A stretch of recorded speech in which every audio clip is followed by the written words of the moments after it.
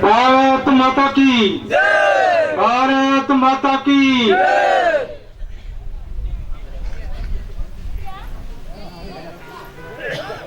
सतसाड़ी मारिया और भूजा डैम के विरुद्ध में बंद कराने के लिए आप सब यहाँ पधारे। सम्मानित मंच, सामने बैठे हुए मेरे अलग अलग पंचायतों से पधारे हुए साथियों बहनों, हम संख्या बल में जरूर कम हैं। हो सकता है बारिश के टाइम में सबको पता नहीं होगा, लेकिन हमको हताश होने की जरूरत नहीं है। मैं आपको इजाजत दिलाऊं, 1576 के अंदर पूरे हिंदुस्तान के ऊपर अकबर बादशाह का शासन हो गया था, लेकिन मेवाड़ की धरती पे महाराणा प्रताप शासन नहीं कर पाए थे। उसका बहुत मोटा कारण है, बड़े बड़े राजा रजवाड़ों ने अकबर बादशाह की अधीनता स्वीकार कर ली, लेकिन मेवाड़ के महाराणा प्रताप को मेवाड़ के भूमट के भीलों ने आश्वासन दिया कि आपको अकबर बादशाह के सामने गुलामी स्वीकार करने की जरूरत नहीं है। उनको आप चुनौती दीजिए, हम भी आपके साथ में कंधे से कंधा मिला करके लड़ाई लड़ने के लिए तैयार हैं, लेकिन हम मुगल बादशाह की अधीनता स्वीकार नहीं करेंगे। इसी कड़ी में 1576 के अंदर मेवाड़ के आदिवासियों ने हल्दी घाटी के अंदर ललकार करके मुगलों को लड़ाई लड़ी और मुगलों को सामने गोली लड़के मुगलों को पूरी तरह से हरा दिया। सिर्फ भाई नहीं लड़े थे उस लड़ाई में, हमारी बहनों ने भी लड़ाई लड़ी। लड़ते लड़ते हमारी हल्दी बाई नाम की बहन वहां शहीद हो गई। दोस्तों, इसलिए हम उन पुरखों के बेटे हैं, उन बाप दादा के बेटे हैं। ये तो कुछ भी नहीं। आज की सरकार तो उन मुगलों के समय बताते हैं कि कोई आवाज नहीं कर सकता था। बड़े बड़े राजा रजवाड़े उनकी गुलाम का अधीनता स्वीकार किया, लेकिन आदिवासियों ने आवाज बुलंद की और पूरे हिंदुस्तान को, देश को आजाद कराया। उन लोगों में से अपन है और अपन इनको क्या करेंगे।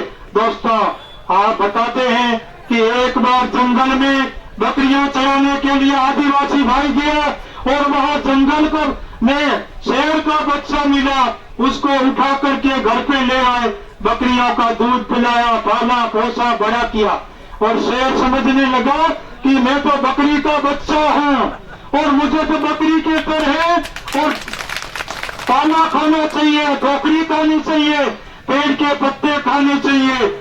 एक दिन जंगल में जब शेर ने वास्तव में देखा कि ये मेरी जाति का बच्चा, शेर का बच्चा, ये बकरियों के झुंड में क्या कर रहा है, बड़ी हैरानी हुई और जाकर के देखा, उसको समझाया, बड़ी मुश्किल से पकड़ा और पकड़ करके उसको कुएं के पास में ले जाकर के उसको कहा कि देख, तेरी शक्ल और मेरी शक्ल मिलती है कि नहीं मिलती है।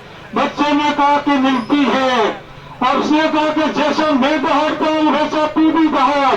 जब शेर ने दहाड़ की तो साथ में शेर के बच्चों ने भी दहाड़ की और सारी बकरियां भाग गई और शेर के बच्चे को पता लगा कि मैं बकरी का बच्चा नहीं हूं, मैं तो शेर का बच्चा हूं।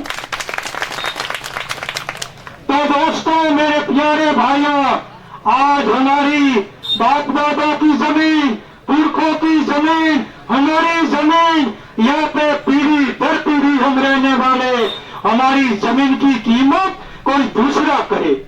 जिस व्यक्ति को हमने वोट दे करके दिया, उसके कहने से हमने वोट दिए, एक तरफा वोट दे करके राजस्थान के कैबिनेट मंत्री बनाए।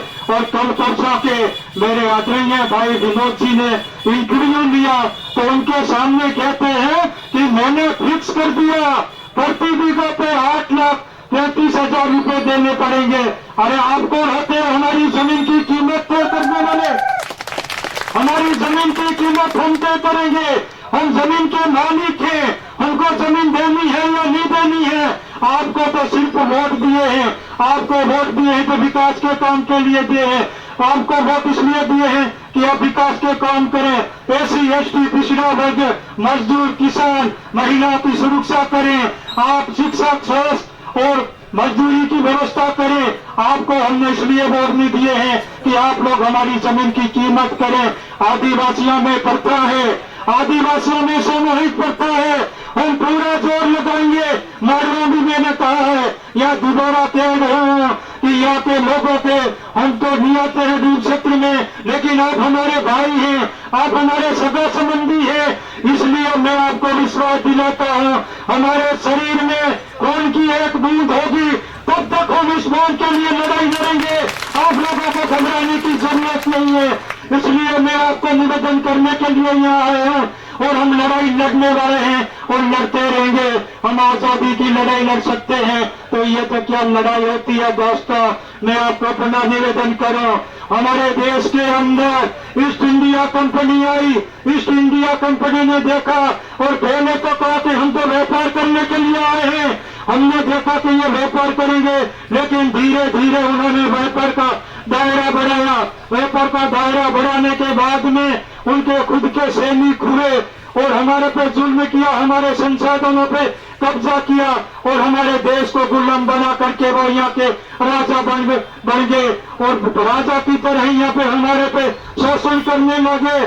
और जब हमारे को ये पता लगा कि ये राजा बन गए हैं, हमारे पे शोषण करते हैं, उन्होंने एक बहुत बड़ा कानून पास करके रोलर एक्ट लगाया।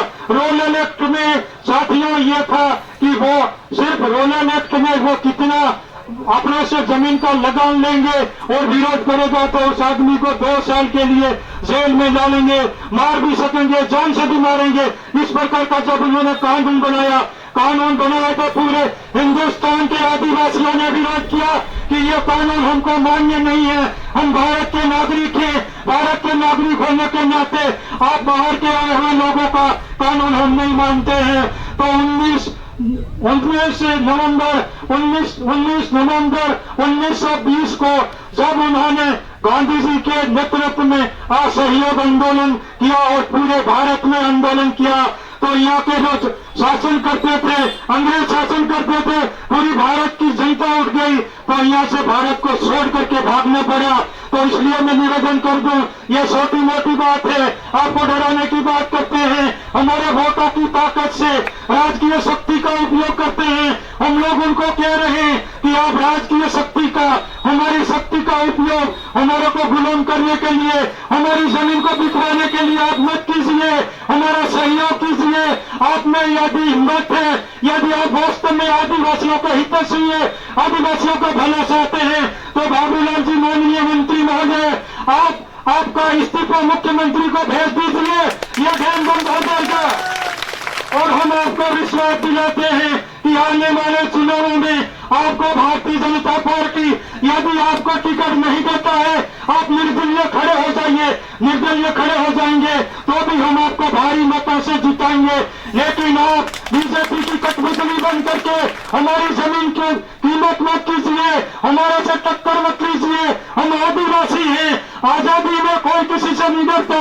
दोस्तों, आंख में आंख डाल करके बात करनी पड़ेगी, हमारे ये जीवन मरण का सवाल है, इसलिए आप कोई घबराए नहीं। इसलिए आप सारे एक होकर के, एकता में रह करके उनको जवाब दीजिए, हम आपके साथ में हैं। यदि वो पुलिस बल लेकर के आते हैं, पुलिस बल लेकर के आते हैं तो मुझसे पूर्व वक्ता विद्वान साथियों ने आपको बताया, उन्होंने बताया कि हम कोर्ट की भी शरण ले सकते हैं और आगे जा सकते हैं। दोस्तों, 243C के अंतर्गत प्रावधान है कि पेशा एक्ट के अंतर्गत, पेशा कानून के अंतर्गत टीएफसी एरिया के अंतर्गत एडवाइस सलाहकार समिति आदिवासियों के लिए बनी है। ग्राम सभा और पंचायत प्रस्ताव बना करके हमारे राज्यपाल महोदय के पास में भेजेंगे। राज्यपाल महोदय यदि विचार करेंगे, होने जैसा हो तो करेंगे, नहीं तो भारत के राष्ट्रपति के पास में विचाराधीन के लिए भेजे जाएंगे। इस प्रकार की हमारी जमीन को नहीं ले सकते हैं, कोई हमारी जमीन की कीमत नहीं कर सकते हैं। दलाल लोग आपको यहाँ से लेकर के जाए, आपको जाने की जरूरत नहीं है। हम संघर्ष करेंगे। गरज हो तो यहाँ कलेक्टर आवे, पटवारी आवे, तहसीलदार आवे, एसडीओ आवे, हमारी जमीन को देखे, हमारी जमीन पे कूड़ा खोदा है, हमारी कितनी बड़ी पालियां हैं, हमारी जमीन की क्या स्थिति है, हमारे कुएं कितने गहरे हैं, हमारे पेड़ पौधे कितने हैं, फलदार पौधे कितने हैं, इन सब की वो सर्वे करे। सर्वे करने के बाद में लंबे समय से हमारे भाई जमीन पे बैठे हैं, जिनकी जमीन यदि नाजायज कब्जा है, उसकी जमीन खाते में नहीं है, खाते में नहीं है, उनकी भी नफ्ती करे। नफ्ती करने के बाद में वो क्या देते हैं, क्या नहीं देते हैं, आप लोगों के पास में हमारे शासन में बैठे, इस प्रकार से कलेक्टर बैठे, प्रशासन बैठे, और हम बैठ करके जो भी हम मांग करें उस मांग को वो स्वीकार करें। और यदि स्वीकार नहीं करते हैं तो आप सब हम मिलकर के हम डैम किसी भी कीमत पर भी बनने देंगे। हम आपके साथ में हैं, हम आपके साथ में हैं, आपको घबराने की जरूरत नहीं है। पादर पट्टे के भाई जो भी पार्टी में रहते हैं, किसी भी पार्टी में रहते हैं, इस मंच में आकर के हमारे आदिवासियों की हित की बात करते हैं, वो हमारे भाई हैं। उन सबके साथ में रह करके हम कोकरा के दोनों बातों को निरस्त करने के लिए पुरजोर कोशिश करेंगे। और आपको आश्वस्त करते हैं कि हमको किसी भी हद तक जाना पड़े, हम भाई बहने और भाई आगे आना, हजारों की तादाद में आना। राजस्थान के मुख्यमंत्री को पता लगे, केंद्र के प्रधानमंत्री को पता लगे कि आदिवासियों के आगे अब लड़ना मुश्किल है, बात नहीं बनाना है, ये उनको तक सबक जानी चाहिए।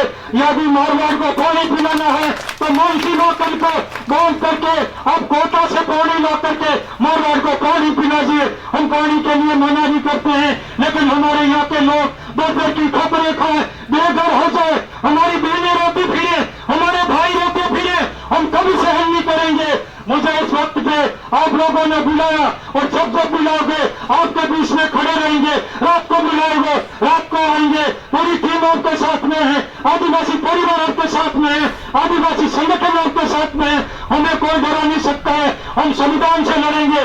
संविधान में हमको अधिकार है, संविधान में अधिकार है। 16वीं अनुसूची के अंतर्गत आदिवासी का लड़का पड़ेगा, ठाकुर का लड़का पड़ेगा, महाजन का लड़का पड़ेगा, एक सब के नीचे पड़ेगा, कलेक्टर बनेगा, एसपी बनेगा।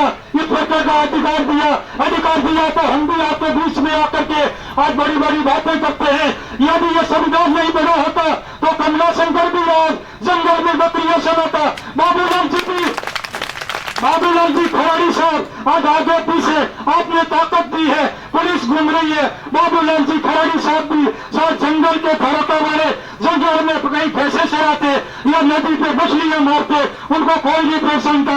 लेकिन संविधान में ताकत है, आदिवासी के लिए ताकत है, हमारे को संविधान में ताकत दी है, हमको डरने की जरूरत नहीं है। आप एक हो जाइए, हम आपके साथ में हैं।